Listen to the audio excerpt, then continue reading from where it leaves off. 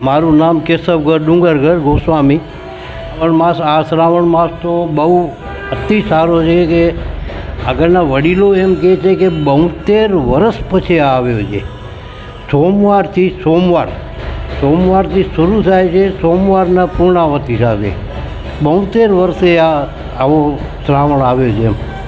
એટલે મને પણ કાલે એમ બેઠા એમ થઈ ગયો, ભગવાન ભોળાનાથે 72 વર્ષે જો આવો શ્રાવણ મૂક્યો છે, સોમવારથી ચાલુ ને સોમવારથી બંધ.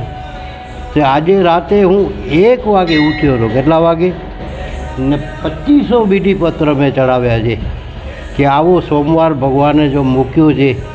જ્યારે મેં રાતે કાલે પછાડના ઉતારી રાખ્યા હતા, આજે સવારમાં 2500 બીડીપત્ર મેં ચડાવ્યા છે. તમે પણ જોઈ શકો છો, છે ને 2500 બીડીપત્ર છે જ ને.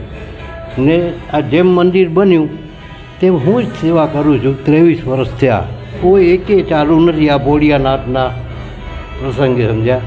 એકદમ મારી તંદુરસ્તી નથી, પગ દુખતા નથી, નજર ઓછી નથી, કાન ઓછા નથી. આ મારા શરીરના અંદર એક જ કે 80માં 2 વર્ષ ઓછા છે, એ ઉંમર નડે છે, બાકી કોઈ બીમારી નથી મને. આની સેવા તન મનથી કરું છું.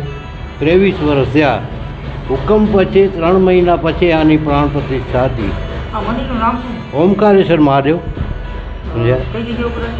આ બસ સ્ટેશન પાછળ નવાવાસ, બસ સ્ટેશન પાછળ નવાવાસ.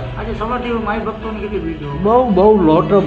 આ જો આ બીલીપત્રો બધે ભક્તો લઈ આવ્યા છે, એક કેટલા છે, સમજ્યા?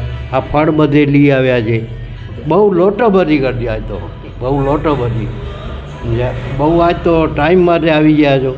બાકી આવો શ્રાવણ 72 વર્ષે આવે છે કે સોમવારથી શરૂ ને સોમવારના પૂર્ણાવત.